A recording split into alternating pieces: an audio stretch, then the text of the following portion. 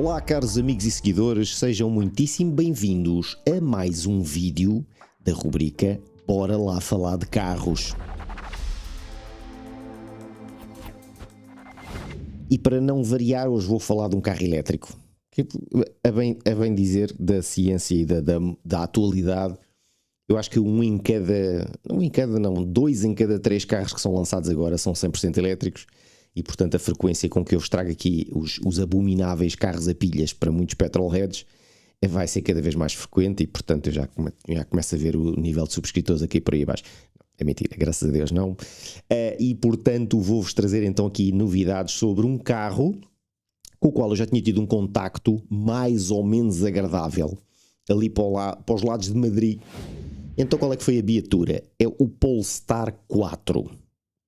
O Polestar 4, desta vez eu ensaiei na versão Single Motor Long Range, quando em Madrid tinha experimentado apenas a versão Performance.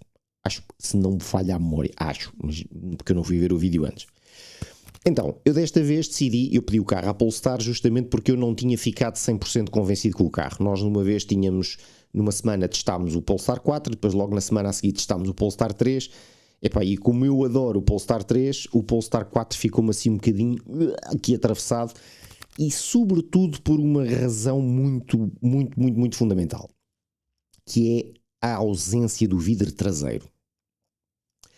O Polestar 4 estreia ali um conceito de não precisamos de vidro traseiro e estendeu agora esta condição ao novo Polestar 5, que vai ser o novo flagship da marca.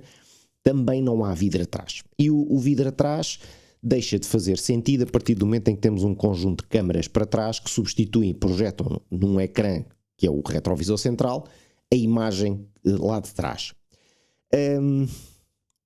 Porque é que eu não tinha gostado muito disto em Madrid e continuo a não ser 100% fã? Nós, mais uma vez, e à semelhança daquilo que eu disse no ensaio com a S6 e-tron Avant, os nossos olhos veem em 3D, nós apercebemos-nos da realidade do mundo em 3D, não em 2D. E quando projetamos uma imagem num ecrã, essa imagem deixa de ter profundidade de campo e passa a ter uma imagem flat em 2D. E para mim isso é perder uma vantagem enorme. Se o meu organismo consegue ver uma imagem em que eu consiga perceber-me se está longe ou se está perto, num ecrã 2D eu não consigo perceber isso. E por mais que eu substitua e invente sistemas com tracinhos e riscos e avisos sonoros, nunca, mas nunca é a mesma coisa.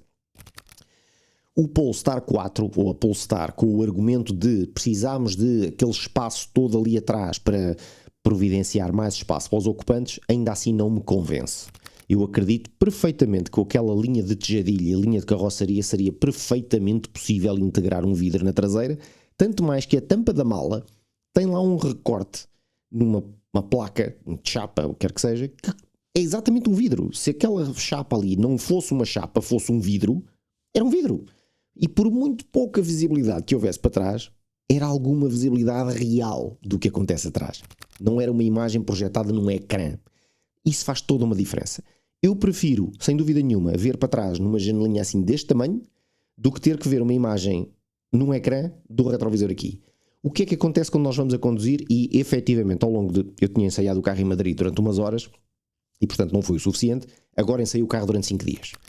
E, ao fim de 5 dias, eu, efetivamente, habituei-me à circunstância de estarmos constantemente, e isto às vezes até pode ser um bocadinho cansativo, estarmos a regular o nosso olhar para fundo, flat, fundo, flat, fundo, flat. Isto, às vezes, causa ali uma situação... E mais uma vez, para alguém que vê mal ou perto, como eu, olhar para um espelho ou para um ecrã que está a 40 centímetros da minha cara é ver mal. Eu vejo sempre desfocado aquele ecrã por causa da minha incapacidade de ver bem ao perto. Qualquer outra pessoa que veja bem ao perto não vai ter a mesma sensação de desfocado que eu tenho. Mas eu até achei que aquele retrovisor seria muito útil para ver melhor à noite. Mas também não se vê melhor à noite. Continuo a achar que via melhor se fosse um vidro normal e um espelho normal. Agora, tem uma nitidez de imagem espetacular, é uma imagem Full HD ou 4K ou coisa do género, e ao fim de alguns dias, efetivamente, eu comecei-me a habituar à circunstância de ter ali um ecrã. Coisas que fazem muita confusão. Nós temos passageiros atrás e, por norma, Nós olhamos pelo retrovisor para ver a cara dos passageiros para conversarmos. Ali não funciona. Portanto, quando olhamos para o ecrã, vemos sempre o que é que vai lá atrás. Não vemos os passageiros. Outra coisa que é para um tipo vaidosão como eu, que gosta de agitar o cabelo de vez em quando, olho para o ecrã e não há reflexo. Há lá só um espelho e, portanto, não há um ecrã. E, portanto, não há como usar o espelho para compor a marrafinha. Salve-nos. E outra coisa, mas aí foi uma vantagem. Vejam, tive que rebater os bancos do carro para carregar uma série de objetos grandes e um deles era uma placa que me vedaria por completo a visibilidade para trás. Aí foi uma vantagem porque o ecrã continua a dar a imagem toda lá para trás, como se eu não tivesse carga absolutamente nenhuma. O que é curioso. No entanto, e graças a Deus, os retrovisores do lado exterior têm uma visibilidade muito ampla e realmente não perdemos visibilidade para fora do carro. Prefiro 30 vezes ter um retrovisor central com ecrã do que ter retrovisores câmara dos lados. Aí sim é um transtorno por demais gritante, tal e qual como eu pude referir sobre a Audi S6 e-tron. O Polestar 4, quanto a mim, passado este grande inconveniente, é um carro que tem uma estética muito, ou chamam-se de testa. Eu acho que é um carro que se aprende a gostar muito desde a frente até meio, 2/3 do carro, e de 2/3 para trás eu acho que o carro não é feliz. Sobretudo se for visto de trás. É estranho olhar para trás e não ter um vidro. Parece um carro comercial de certos e determinados ângulos. Agora, o carro tem uma frente muito afilada, tem uma presença em estrada espetacular. Esta versão, apesar de ser um single motor long range, contava com umas bonitas jantes de 21 polegadas, com pneus 255 às 4 rodas. E o carro tem um ar imponente. Aliás, a Polestar designa-o de crossover. Para mim é um sedã grande, não é um crossover, é um sedã grande. E tem realmente uma postura muito, como é que eu ia dizer? Não é imponente, mas é uma postura muito chamativa, porque toda a gente na rua olha para o carro, nem que seja pelo facto do carro não ter vida atrás e as pessoas olharem para aquilo e dizerem, o que é isto? Mas como é que a pessoa vê para trás? Efetivamente é um carro muito agradável, gosto muito da frente com aqueles pilotos assim que já não são, é mais ou menos o martelo, mas é do martelo Thor, mas são divididos ao meio.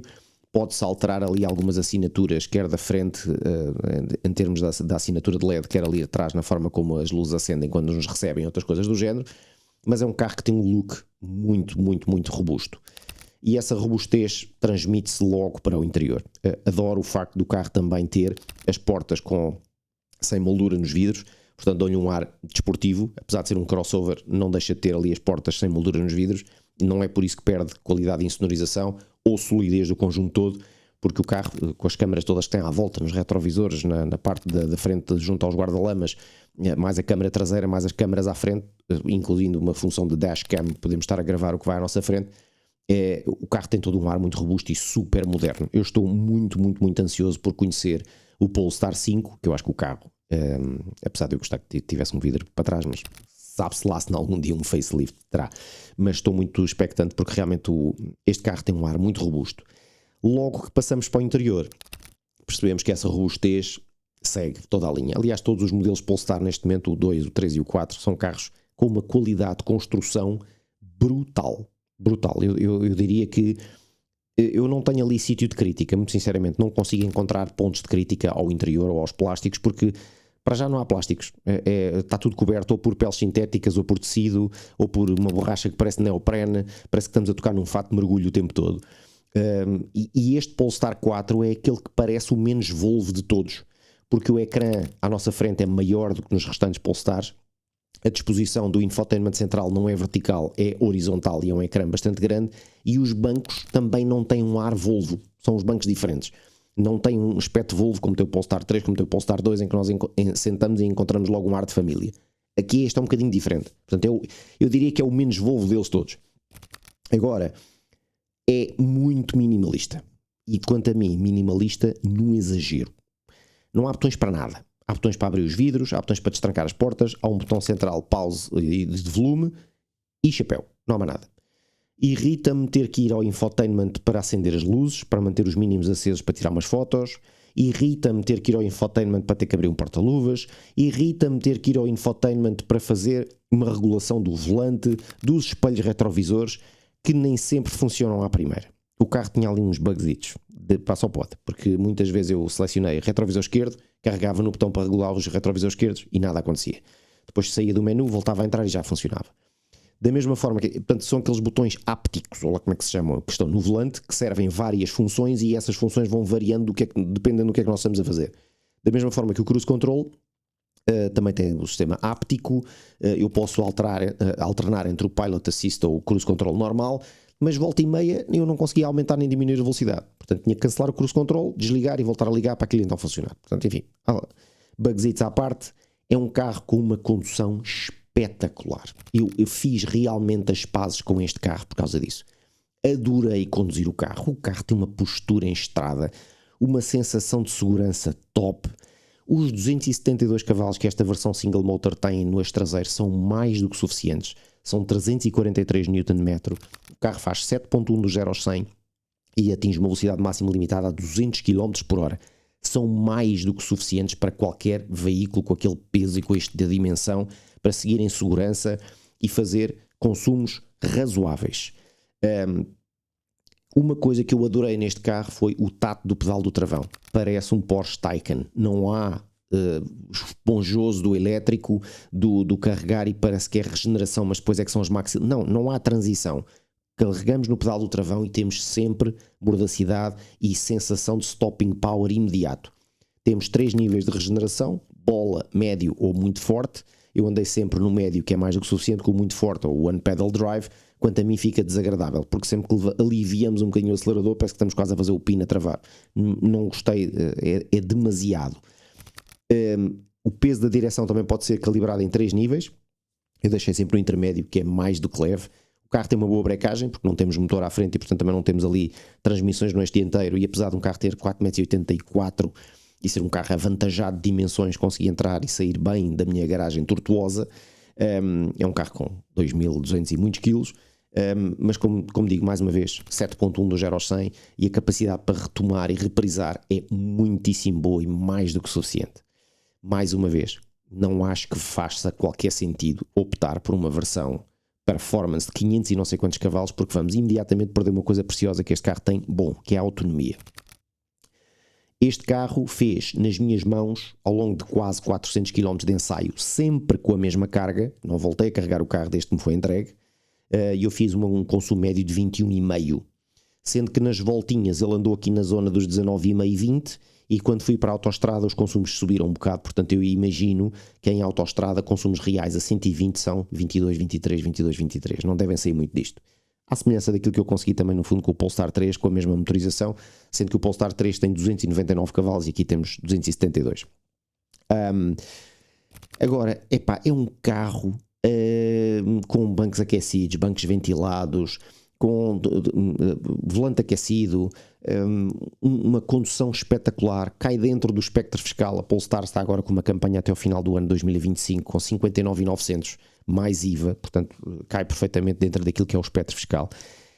E eu sinceramente olho para um carro deste e pergunto porque é que há pessoas que vão escolher se calhar um i4 que é muito menos espaçoso do que este carro. Este carro é muito generoso do ponto de vista de espaço, com comandos de ar-condicionado independentes para os passageiros de trás, com bancos aquecidos atrás. Eu com 1,80 m sentei-me atrás do meu banco regulado para a minha posição e eu tracei a perna. O carro é realmente muito espaçoso.